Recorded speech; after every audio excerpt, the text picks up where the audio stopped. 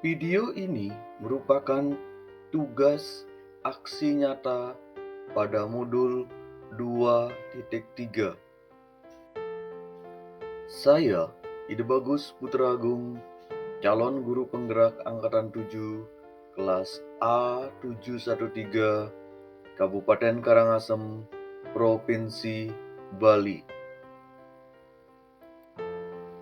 Selama saya mengikuti rangkaian pendidikan calon guru penggerak angkatan 7 ini, saya didampingi oleh fasilitator Ashabul Yamin dan pengajar praktik Niluh Sudewi. Berikut ini merupakan dokumentasi pra-observasi rangkaian supervisi akademik dalam pembelajaran dengan menggunakan paradigma berpikir Kuching dan melakukan refleksi terhadap praktik supervisi akademik.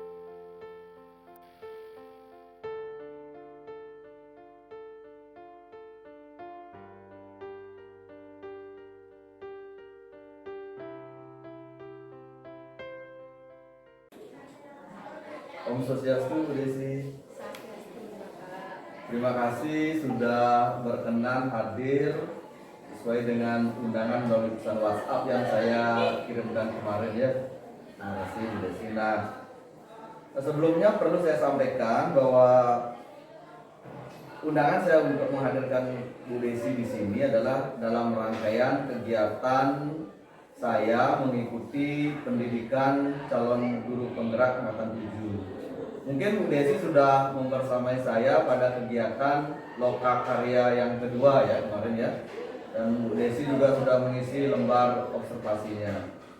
Nah, pada kegiatan ini adalah merupakan kegiatan aksi nyata pada modul 2.3 dengan materi kucing begitu. Nah, di sini perlu saya permaklumkan kepada Bu Desi, untuk tujuan supervisi akademik ini adalah bukan untuk mencari kesalahan kita sebagai guru, tetapi untuk meningkatkan kompetensi kita sebagai seorang guru. Ya. Dalam kegiatan ini ada 3 langkah yang akan kita lalui, ada pra-observasi, kemudian observasi, dan pasca observasi. Nah, untuk observasi itu kita sudah akan mulai atau laksanakan hari ini, pada saat ini ya Bu Desi ya. Kemudian ada beberapa hal yang ingin saya perlu ketahui atau tanyakan kepada Bu Desi terkait dengan kegiatan kita pada pra observasi hari ini sebelum nanti kita melaksanakan observasi ya. Mungkin yang pertama yang ingin saya tanyakan, kapan Bu Desi ada waktu untuk nantinya kita melaksanakan observasi di kelas? Kayaknya minggu depan Pak ya, soalnya minggu ini masih ulangan harian kebetulan. Oh, minggu depan. Nah, minggu depan di kelas mana Bu Desi ya? Minggu depan kelas, karena saya ngajarnya kelas 9 ya, kelas 9F. Kelas 9F. Oh, oke. Saya pertegas lagi ya Bu Desi mengampu mata pelajaran IPS di kelas 9. Nah, berarti nanti untuk minggu depan kita di kelas 9F. Oke. Kelas 9F. Kemudian apa saja persiapan yang sudah Bu Desi persiapkan untuk kegiatan observasi kita minggu depan? Untuk persiapannya saya sudah menyiapkan beberapa ya, yaitu bahan ajar seperti PPT, media ajar seperti bahan ajar tayangan video ataupun tayangan gambar, dan bahan ajar relevan lainnya Bapak, sesuai dengan pembelajaran nanti. Oke, berarti sudah mempersiapkan ya. Sudah lumayan siap. Ada tayangan PPT-nya ya. Kemudian materi yang akan disampaikan untuk kegiatan observasi minggu depan apa? Materinya sekarang kan masih di bab 3, baru mau masuk bab 4 Pak, terkait Indonesia dari masa kemerdekaan hingga masa reformasi. Nah, untuk materi minggu depan kayaknya masih di masa kemerdekaan Bapak. Soalnya lumayan padat IPS itu. Lumayan padat. Oke. Ya. Di semester 2 ada materinya Iya, ya. padat. Oke. Walaupun cuma 2 bab. 2 bab Ya, ya. tapi Oke. ada anak-anaknya. Nah, kemudian tujuan pembelajarannya apa Bu Desi dari materi yang akan Bu Desi sampaikan itu? Adapun tujuan pembelajaran yang diharapkan yaitu peserta didik dapat mengamati, menuliskan penyelesaian dan mempresentasikannya di depan kelas terkait materi kemerdekaan Indonesia. Ya, berarti akan melakukan presentasi Iya. di luar kelas Iya. terkait dengan kemerdekaan Iya, kemerdekaan Indonesia. Indonesia tahun 1945 sampai 1950. Oke. Ya, sub materinya itu. Kemudian fokus penguatan yang ingin dicapai untuk peserta didiknya apa Bu Desi? Fokusnya yaitu meningkatkan motivasi belajar siswa, khususnya mata pelajaran IPS ya Bapak. Karena IPS itu kan gabungan dari mata geografi, terus sejarah, ekonomi, dan sosiologi. Jadi bab 4 ini sekarang sejarahnya. Jadi untuk meningkatkan pengetahuan anak-anak tentang masa kemerdekaan sampai masa reformasi. Sekarang ini kan masa reformasi. Masa reformasi ya. Kemudian untuk kegiatan observasi nanti dan materi masa kemerdekaan ini, apa strategi atau metode atau pendekatan nanti akan Bu Desi gunakan untuk materi ini? Oke, untuk metodenya saya menggunakan pendekatan saintifik. Untuk metodenya saya menggunakan PBL Bapak. PBL itu Problem Based Learning atau pembelajaran berbasis masalah. Untuk pendekatannya sendiri menggunakan pendekatan saintifik. Ya, menggunakan pendekatan saintifik ya. Nah, terkait dengan penerapan metode PBL dan pendekatan saintifik, mungkin ada pertimbangan khusus sehingga Bu Desi memilih metode tersebut dan menerapkannya di kelas? Ada Bapak. Nah, menurut saya pendekatan saintifik dengan menggunakan metode pembelajaran PBL ini sangat tepat, apalagi sekarang sudah masuk bab 4 sejarahnya gitu. Pasti mereka kalau saya jelaskan secara ceramah gitu nanti mereka itu akan ngantuk ya. Jadi saya memilih PBL ini kan berbasis masalah. Saya memberikan suatu permasalahan kepada mereka terkait materi, nanti mereka akan menelaah di sana bersama kelompoknya, nanti akan mereka kan menelaah terus menyelidiki, oh ternyata seperti ini permasalahannya. Oke, nanti mereka akan menyimpulkan, dia akan didapatkan suatu kesimpulan dan dipresentasikan gitu. Oke. Ya. Nah, kembali masuk terkait dengan metode untuk pendekatan yang nantinya Bu Desi gunakan, mungkin bisa dipaparkan sedikit tentang langkah-langkahnya seperti apa nanti dalam proses kegiatan observasi atau pelaksanaan di kelasnya nanti. Untuk langkah-langkahnya ya, langkah-langkah atau sintaknya Ya, terkait- sintaksnya ya. sintak terkait metode PBL ini. Yang pertama saya akan memberikan suatu permasalahan kepada mereka atau anak-anak ya, memberikan suatu permasalahan terkait materi kemerdekaan 1945 sampai 1950. Terus nanti mereka saya akan bentuk ke kelompok kecil ya, dan mereka akan melakukan investigasi atau mendiskusikannya bersama teman-temannya terkait penyelidikan masalah yang saya berikan. Nanti setelah mereka menyelidiki terus mendapatkan kesimpulan akhir, nanti mereka akan mempresentasikannya ke depan dan memaparkannya kembali di depan teman-temannya. Nanti dia tidak mengantuk juga. Oh ya, Makanya dia saya gunakan PBL ini. lebih melibatkan Anak-anak peserta didiknya atau siswanya ya. Nah, nanti bentuk evaluasinya seperti apa Bu Desi? Untuk evaluasinya saya memberikan tes Bapak, tes dalam bentuk esai. Saya berikan beberapa pertanyaan untuk mereka terkait masa kemerdekaan dan nanti saya nilai dari sana sudah sampai mana mereka memahami materi terkait kemerdekaan. Oke. Mungkin sebelum nanti kegiatan observasi yang akan kita laksanakan minggu depan, selama Bu Desi akan mempersiapkan niki, apa kendala yang dihadapi kendala selama sebelum ya? Ya, persiapan ini. Kendalanya mungkin di sarana dan prasarana. Ya, Oh. ya seperti proyektor dan sarana lainnya untuk menunjang pembelajaran nanti. Observasinya. Tapi hambatan atau kendalanya terkait dengan sarana dan prasarana. Nah, untuk mengantisipasi atau mengatasi kendala yang Bu Desi sebutkan tadi, apa usaha yang Bu Desi lakukan untuk mengatasinya? Usaha, oke. Untuk usahanya saya berkolaborasi dengan teman sejawat saya yang membidangi sarana dan prasarana. Ya, berarti berkolaborasi ya, Iya. dengan teman-teman yang Ya. membidangi di sarana ya. Oke.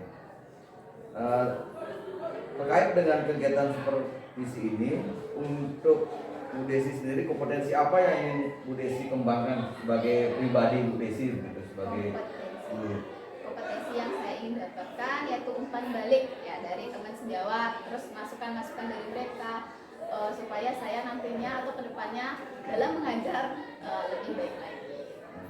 Ya.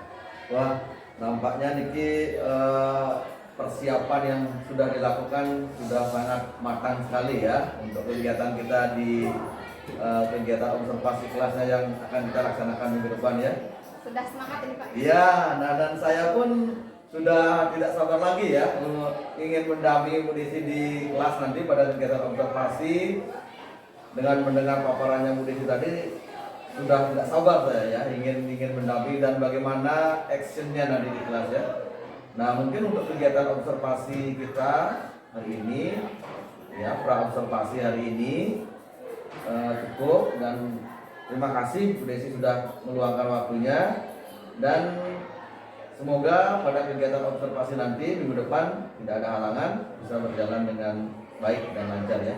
Oke. Terima kasih Bu Desi. Sama juga Bapak. Terima kasih ya. Berikut ini saya tampilkan dokumentasi kegiatan berupa foto dan video pada tahap observasi.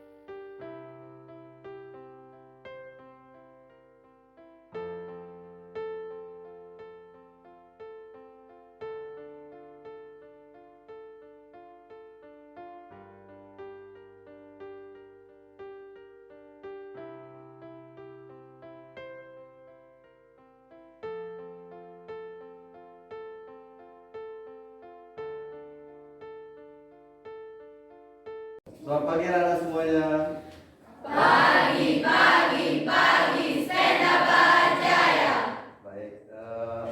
pada pertemuan hari ini kan mata pelajaran IPS Bu Desi kan. Oke. Pada hari ini Bapak akan mendampingi kegiatan belajar mengajar di kelas. Bapak akan melakukan yang namanya kegiatan observasi, yang mana sudah didahului dengan kegiatan pra observasi. Sebelumnya Bapak juga sudah melakukan pra observasi dengan Bu Desi pada waktu sebelumnya ya. Nah hari ini merupakan kegiatan lanjutan, yaitu kegiatan observasi kelas. Kegiatan ini merupakan rangkaian dari kegiatan Bapak mengikuti pelatihan calon guru penggerak angkatan 7. Jadi anak-anak tidak usah khawatir, nanti belajar seperti biasa dengan Bu Desi ya. Tenang saja. Iya. Oke, untuk waktu Bu Desi silakan. Terima kasih Bapak. Selamat pagi. Sepeda berjaya. Oke, belum semangat, belum keras. Ibu mau yang lebih semangat lagi ya. Selamat pagi. Sepeda berjaya. Oke, terima kasih. Nah, sebelum mulai belajar, mari kita berdoa dulu ya. Silakan ketua kelas memimpin doanya. Pada asal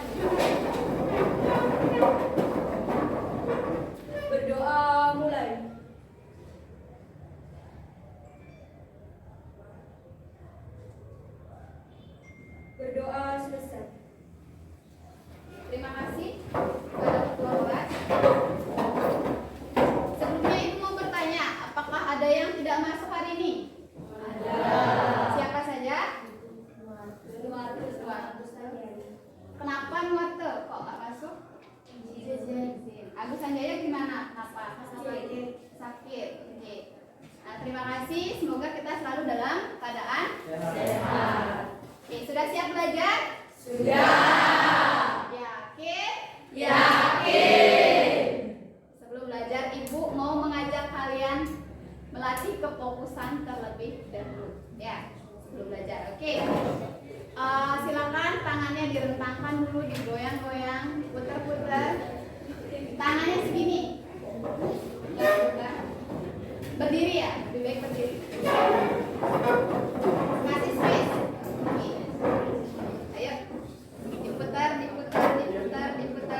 Tangannya ke depan, tangannya ke atas.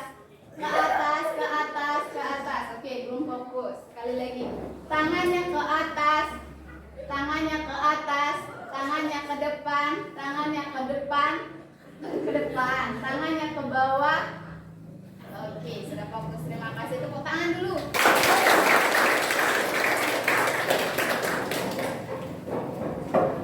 Oke, sebelum mulai mari kita bernyanyi dulu. Ya.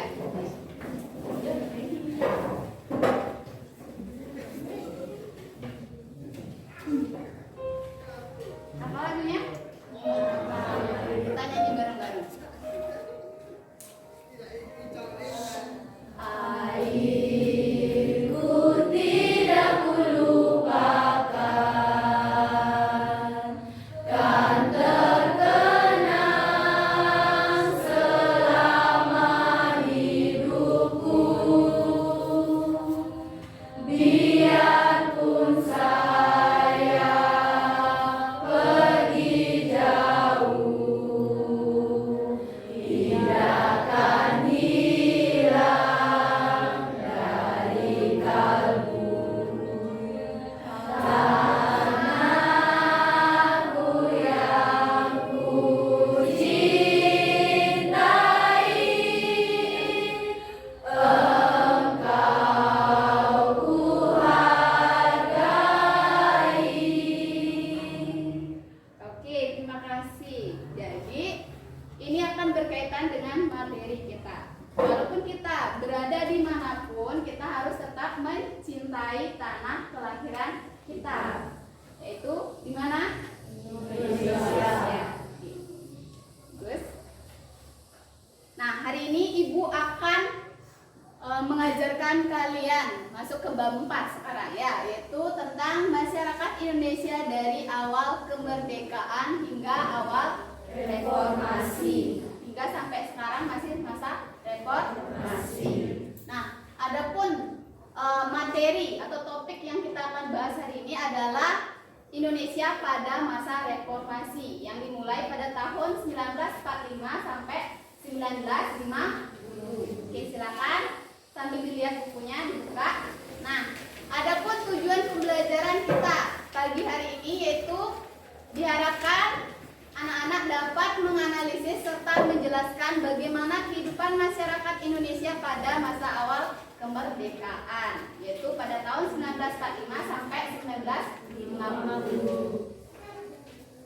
Oke. Silakan lihat tayangan berikut ya. Simak videonya.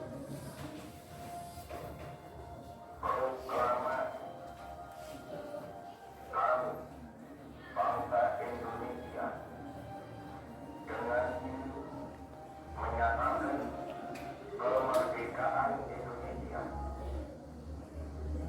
Hal-hal yang mengenai perundangan kekuasaan yang lain-lain diselenggarakan dengan cara seksama dan dalam tempo yang sesingkat-singkatnya.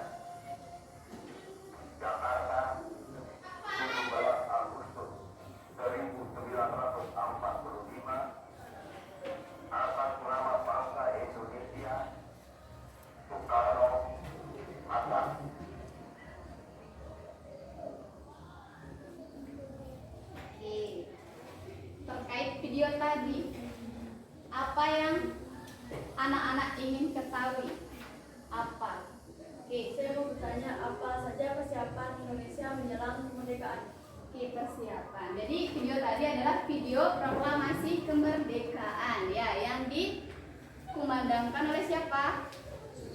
Soekarno. Ya, didampingi dengan Bung Hatta atas nama bangsa Indonesia. Oke, pertanyaannya Winda, apa saja persiapan kemerdekaan Indonesia? Oke, ada yang tahu? Apa saja kira-kira? Oke, Ide Made mau mencoba, silakan. Merumuskan dasar negara, membuat rancangan undang-undang dasar dan menyepakati bentuk negara. Iya. Jadi persiapan yang dilakukan Indonesia pada saat itu yaitu pertama merumuskan dasar negara. Terus yang kedua membuat rancangan undang-undang. Terus menyepakati bentuk negara Indonesia.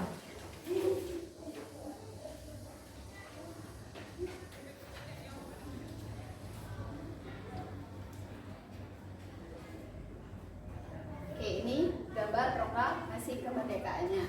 Nah, jadi sebelum kita bisa merancang undang-undang, membuat dasar negara atau menyepakati bentuk negara kita, jadi sebelumnya itu kita dapatkan dari janji Jepang pada saat itu ya. Jadi Jepang waktu itu telah menyerah kalah kepada sekutu tanpa syarat. Nah, momentum itulah yang dimanfaatkan oleh Indonesia. Namun sebelum kita memproklamasikan kemerdekaan, waktu itu Jepang meminta bantuan kepada kita ya, masyarakat Indonesia, untuk mendukung Jepang dalam melawan sekutu ya.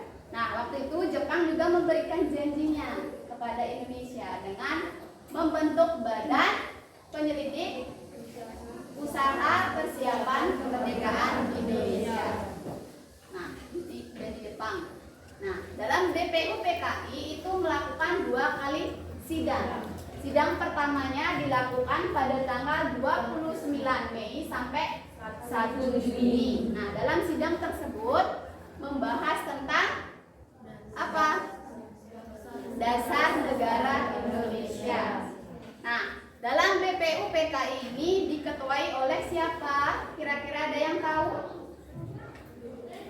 Ya, diketuai oleh siapa? Siapa bisa? Belum ada yang bisa? Oke. Yang menjadi ketua BPUPKI pada saat itu adalah RT Rajiman Widyo di Dinggrat. Mohon diingat itu ya. Jadi beranggotakan 63 orang. Sidang pertamanya dimulai pada 29 sampai 1 Juni 1945. Nah, pada sidang pertama ini ada 3 tokoh yang mengusulkan dasar negara. Yang pertama itu ada Muhammad Yamin, yang kedua ada Supomo, yang ketiga ada siapa? Soekarno. Oke, nah adapun usulan dari Muhammad Yamin itu dilakukan melalui pidatonya pada tanggal 29 Mei 1945. Apa isinya? Lihat bukunya, di sana ada. Apa isinya? Isi usulan dasar negaranya. Ada 5 usulan ya. Apa isinya? Ya, kebangsaan lagi. Oke, itu terkait dengan PPKI atau Dokuritsu Junbi Inkai. Nah, setelah itu terjadi pengeboman di Hiroshima ya, tepatnya pada tanggal 6 Agustus 1945, dan juga di Nagasaki tepatnya pada 9 Agustus 1945. Nah, pengeboman yang dilakukan oleh sekutu pihak Jepang ini memberikan momentum yang baik untuk Indonesia dalam memproklamasikan kemerdekaannya. Nah, kabar bahwa Jepang telah menyerah kalah kepada sekutu tanpa syarat itu diketahui oleh golongan muda, yaitu pada saat itu tokoh yang mendengar itu adalah Sultan Syahrir. Sultan Syahrir mendengar bahwa benar Jepang telah menyerah kalah kepada sekutu. Akhirnya Sultan Syahrir memberitahu kepada teman-temannya para golongan muda bahwa Jepang telah kalah. Akhirnya waktu itu golongan muda ingin Indonesia cepat-cepat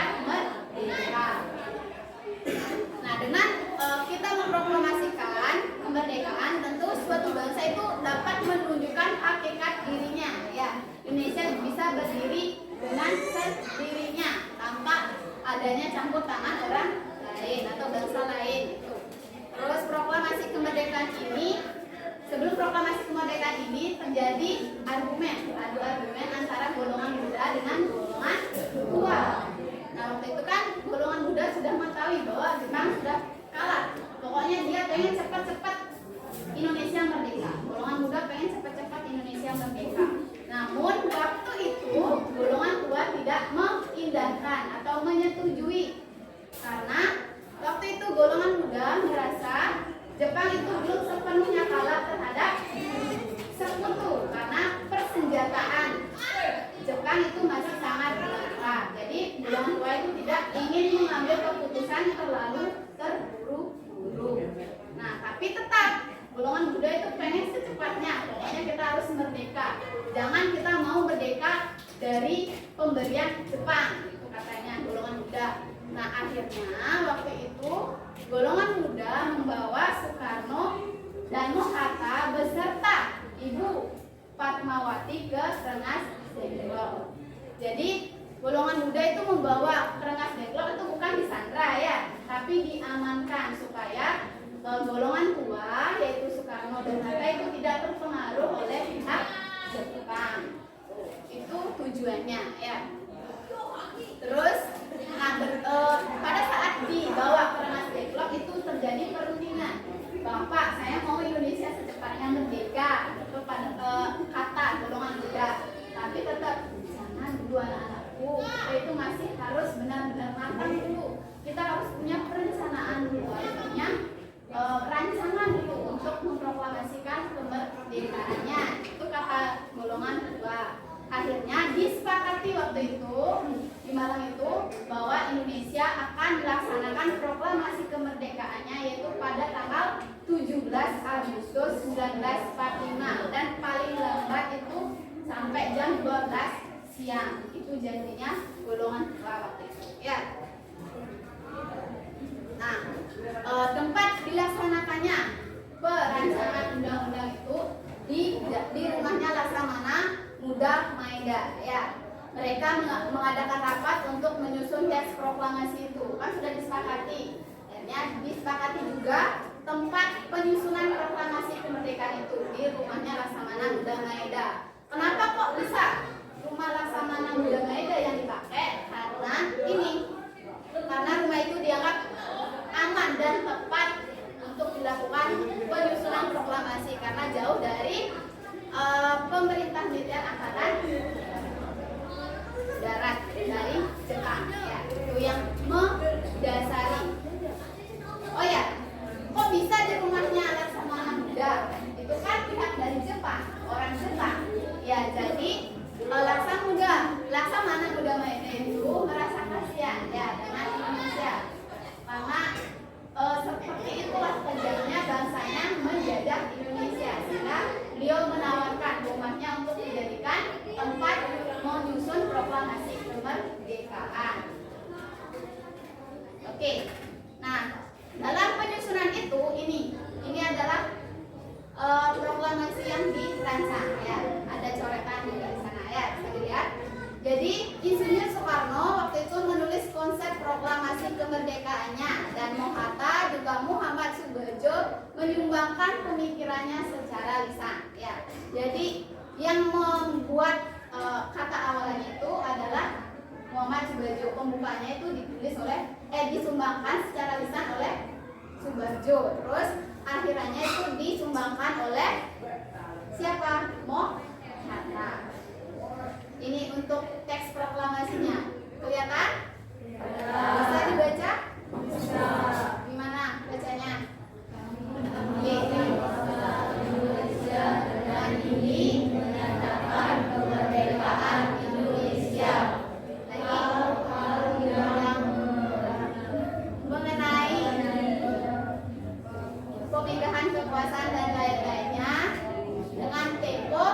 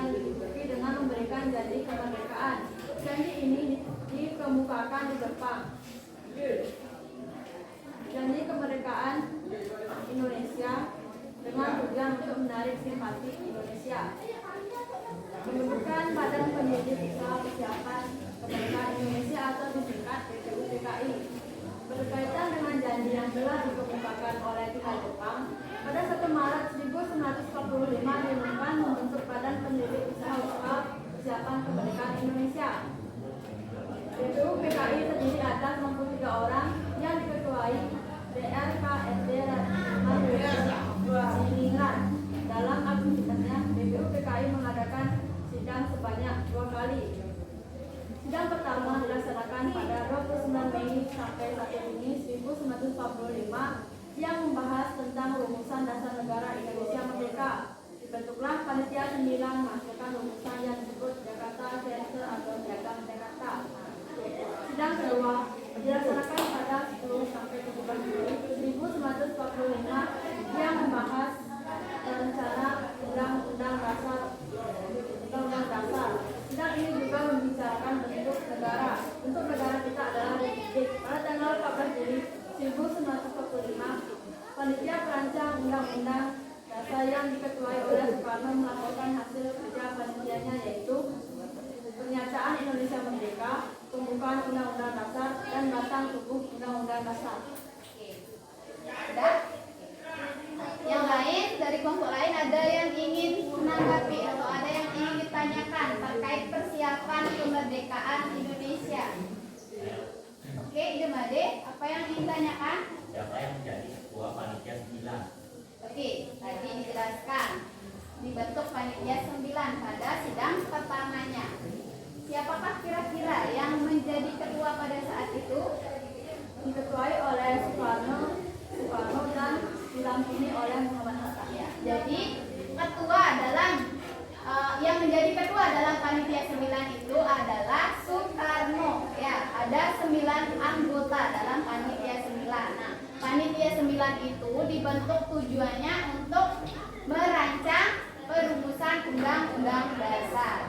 Nah, pada saat itu panitia 9 menghasilkan Piagam Jakarta atau yang sering disebut Jakarta Charter. Hingga sekarang kita kenal dengan pembukaan Undang-Undang 1945. Oke, bisa dipahami? Bisa. Oke. Ada yang ingin bertanya lagi? Tidak? Tidak? Oke. Silakan duduk. Ya. Terima kasih kelompok 1. Silakan kasih tepuk tangannya dulu.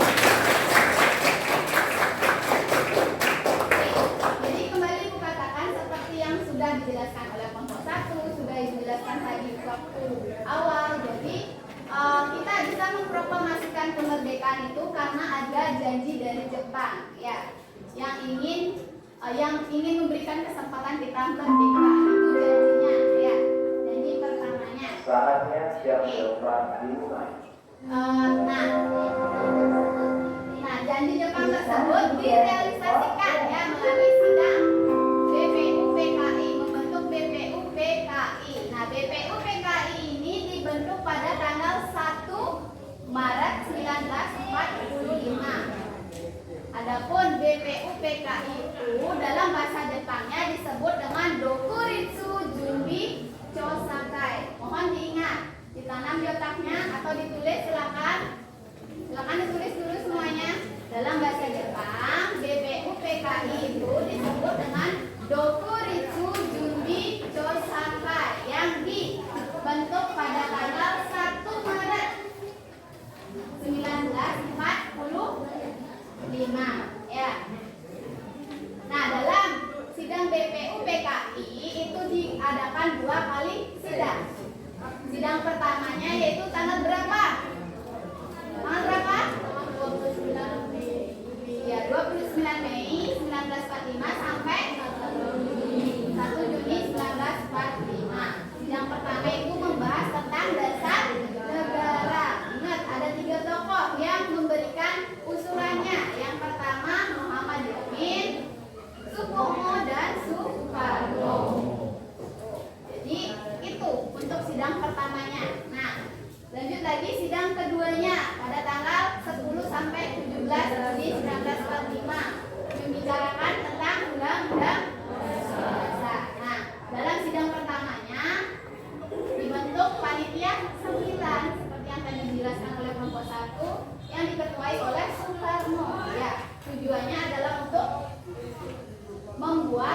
atau menyusun rancangan undang-undang dasar. Nah, pada akhir sidangnya itu dirumuskan piagam Jakarta, dihasilkan piagam Jakarta atau yang sering disebut Jakarta. Oke. Bisa dipahami?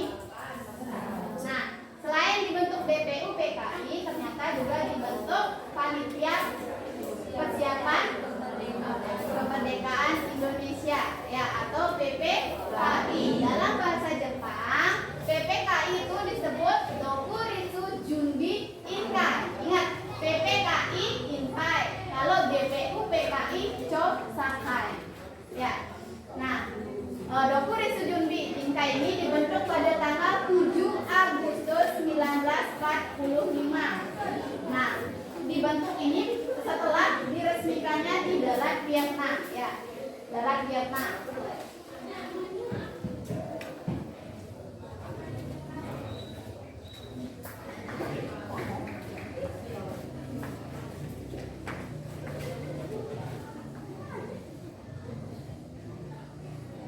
Oke, ini untuk perumusan proklamasi kemerdekaan. Bisa dipahami? Bisa.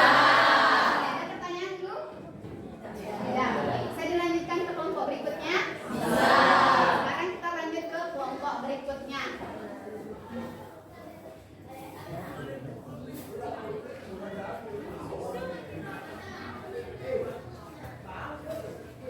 Oke, silakan.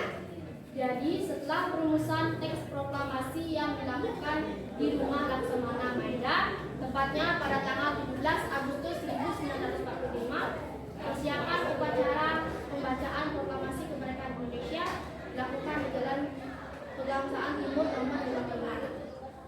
Latif dalam melaksanakan pengamanan dibantu oleh Arifin Abdurrahman untuk mengantisipasi gangguan tentara Jepang. Tepat pukul 10 WIB, upacara proklamasi kemerdekaan bangsa Indonesia dimulai. Kemudian dilakukan pengibaran bendera merah putih oleh Latif, Hendra Ningrat, dan S. Subi. Upacara proklamasi ditutup oleh sambutan Wakil Kota Jakarta, Suwiryo dan DR Muwardi. Ya? Oke, itu untuk kelompok 3. Ada pertanyaan? Oke, silakan. Siapa saja yang merumuskan teks proklamasi kemerdekaan? Oke. Jadi tokoh yang merumuskan proklamasi kemerdekaan adalah Insinyur Soekarno, Subarjo, Muhammad Hatta, dan diketik oleh Sayuti Milik. Oke, itu 3 tokohnya, ya. Diketik oleh siapa? Sayuti Milik. Itu mohon diingat, ya. Jangan dilupakan. Oke, silakan duduk. Terima kasih. Oke, tepuk tangan dulu.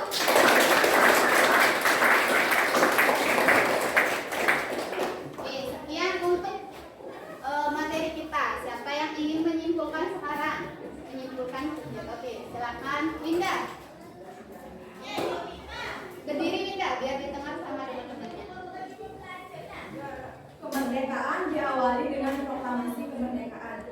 Upaya yang dilakukan sebelum persiapan kemerdekaan Indonesia yaitu merumuskan dasar negara, membuat rancangan undang-undang dasar, dan menyepakati bernegara. Peristiwa yang terjadi menjelang proklamasi yakni peristiwa Unas Declock. Rumusan teks proklamasi dilakukan di Rumah Laksamana Maeda karena tempat tersebut jauh dari kegiatan militer Jepang. Proklamasi akhirnya dibacakan pada 17 Agustus jam 10 pagi didampingi oleh Muhammad Hatta atas nama bangsa Indonesia. Berita tentang proklamasi kemerdekaan pun disambut meriah oleh masyarakat Indonesia. Upaya penyebaran luas berita tersebut pun dilakukan, yaitu melalui radio, poster, surat kabar, dan deklarasi. Oke, terima kasih. Terima kasih. Tepuk tangan dulu. Materi kita tentang kehidupan Indonesia masa kemerdekaan. Nanti kita lanjutkan lagi minggu depan, ya. Nah, sebelum mengakhiri, Ibu ada evaluasi sedikit.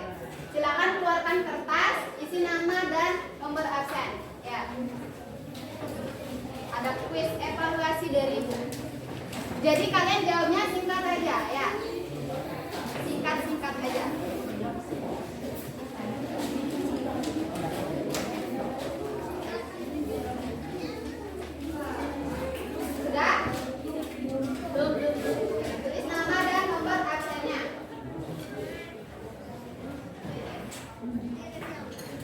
Nah, waktu pengerjaannya itu cukup 2 menit saja ya. 2 menit saja. Sudah? Oke.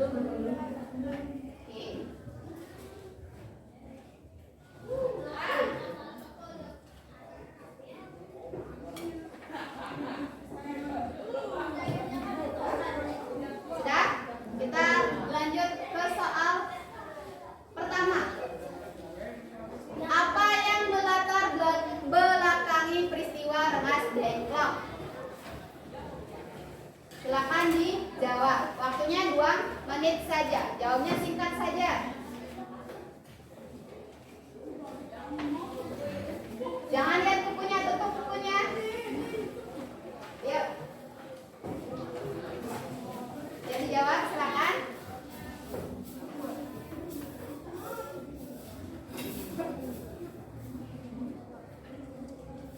Sudah ya. Kita lanjut lagi. Lanjut ya. Soal kedua, di mana lokasi upacara pembacaan proklamasi kemerdekaan 17 Agustus 1945 berlangsung? Di mana?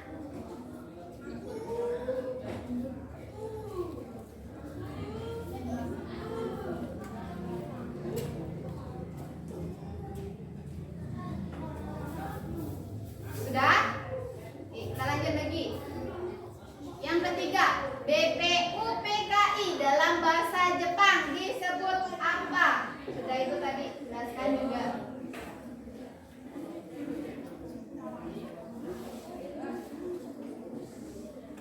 Sudah?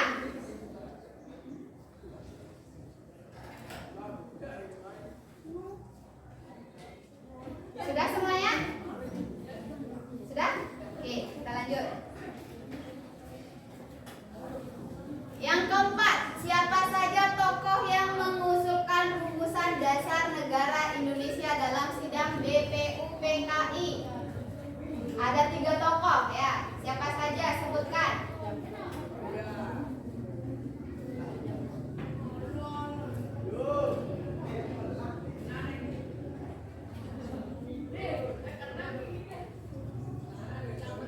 Sudah? Kalau sudah, bilang sudah ya. Sudah? Oke, lanjut. Soal yang terakhir. Siapa tokoh yang mengetik teks proklamasi kemerdekaan?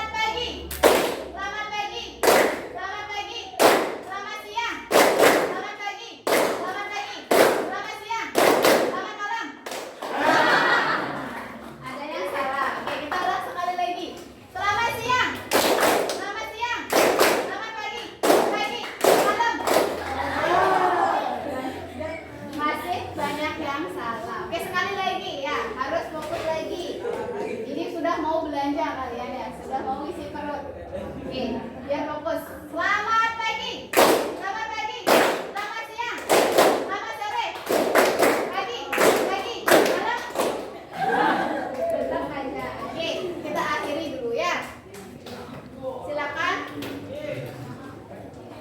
Ketua kelas mengakhiri pertemuan kita pagi kali ini.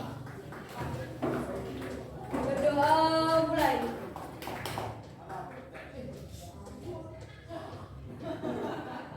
Berdoa selesai. Karama Santi. Om Santi Santi Santi Om. Ingat sekali lagi, jangan lupa belajar di rumah. Selamat pagi. Pagi, pagi, pagi, sepeda Bajaya. Foto dan video berikut ini merupakan dokumentasi kegiatan pada saat pasca observasi.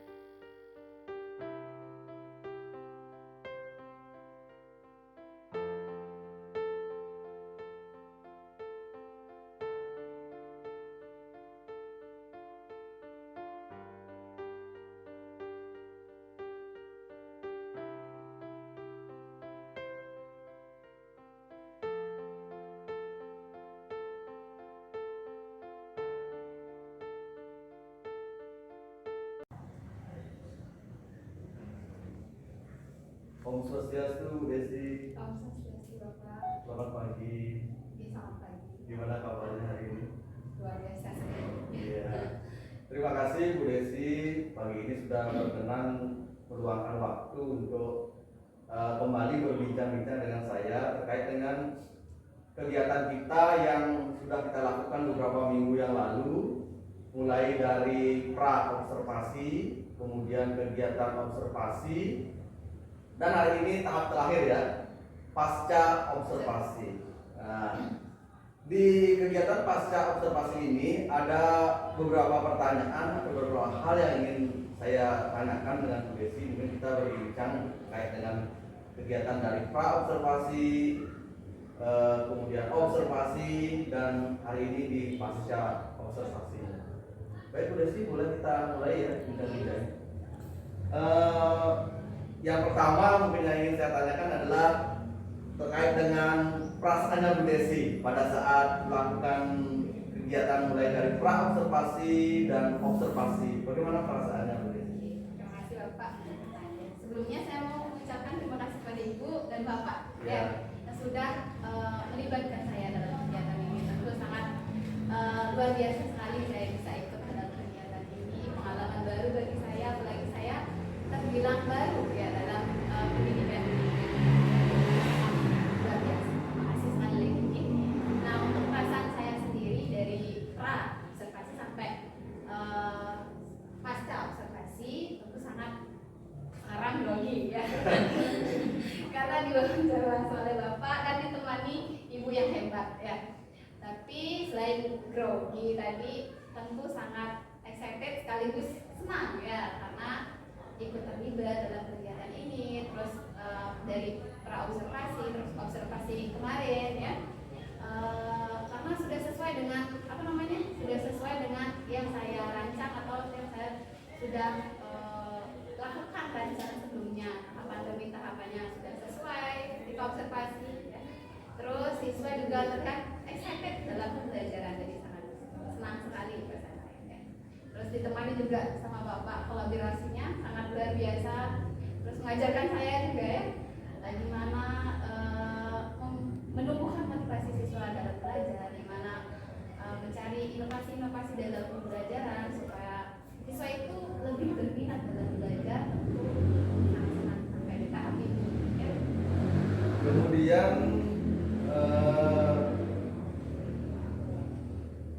terkait dengan tujuan pembelajaran pada saat kegiatan pembelajaran di kegiatan observasinya itu apakah sudah sesuai dengan apa yang Bu Desi harapkan dari awal rancangan dan pada saat kegiatan observasi tersebut? Untuk tujuan pelajarannya menurut saya sudah sangat sesuai ya, sangat sudah sesuai karena seperti yang tadi saya bilang sekarang sebelumnya sudah saya terapkan dengan baik tahapan demi tahapannya, terus siswa juga sesuai dengan harapan saya termotivasi dalam belajar, terus mereka estetis, mereka mampu menganalisis, mengidentifikasi permasalahan pembelajaran yang saya berikan, terus mereka juga berhasil menjelaskan dan mengemukakannya kembali. Itu sangat luar biasa sekali. Baik, ya. Mantap sekali Bu Desi ya. Kemudian pertanyaan yang selanjutnya terkait dengan strategi. Kalau tadi tujuan pembelajaran, sekarang terkait dengan strategi yang Ibu terapkan pada saat kegiatan tersebut. Apakah sudah berjalan dengan baik? Begitu? Strateginya di observasi mungkin? Ya, Ya, observasinya. strateginya Bapak tahu sendiri kan IPS itu gimana ya, harus ada inovasi baru ya, karena kalau di matematika itu 1+1 2 ya.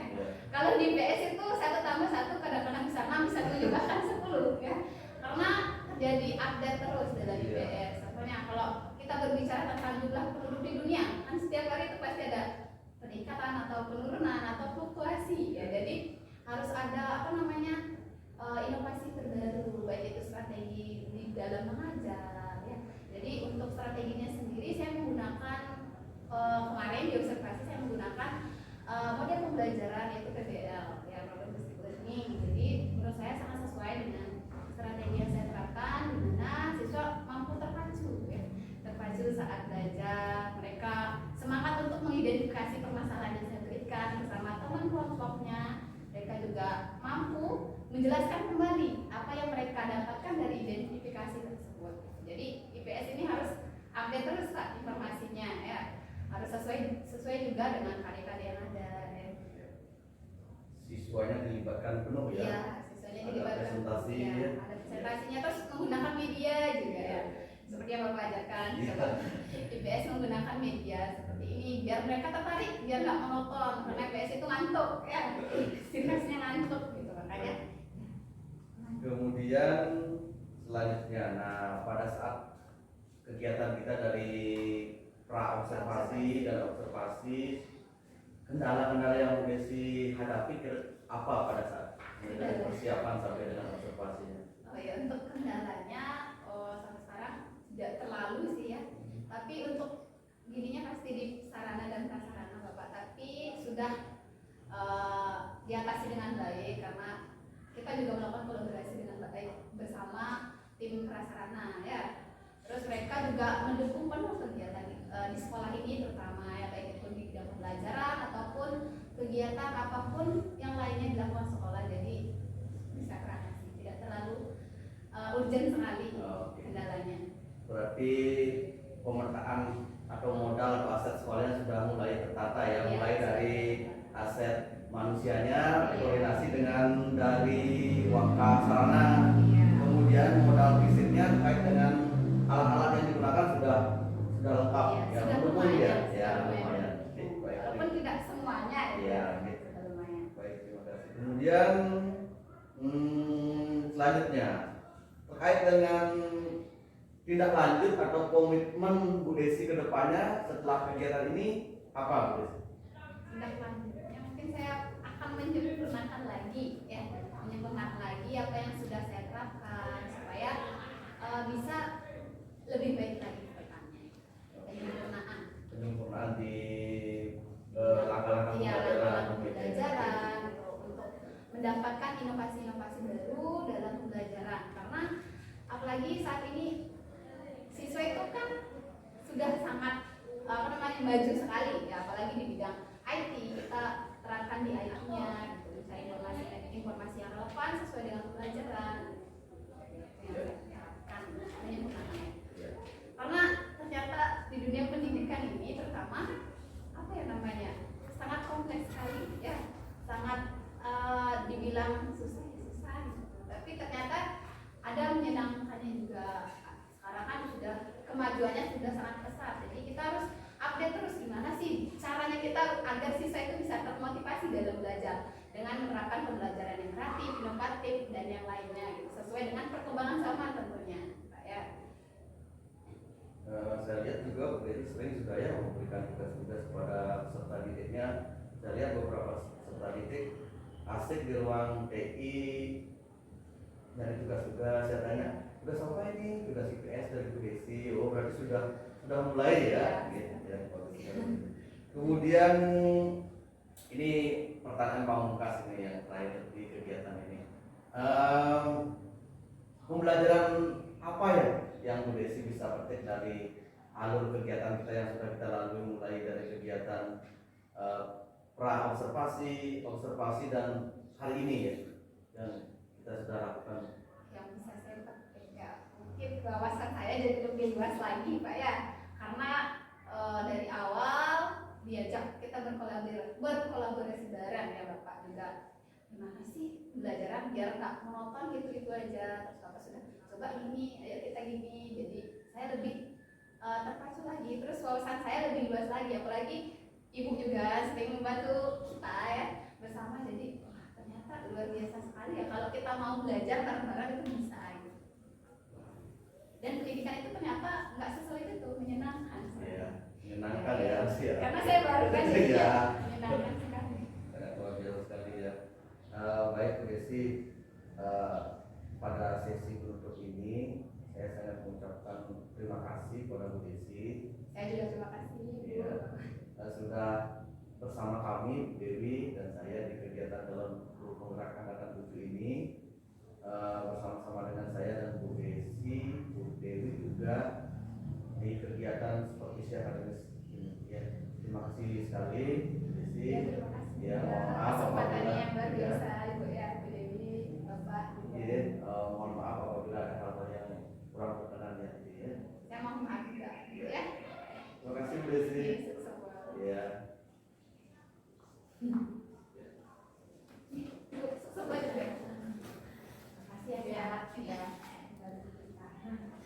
Oke. Berikut ini saya sematkan tautan lembar catatan percakapan supervisi klinis mulai dari pra-observasi, observasi, dan pasca observasi.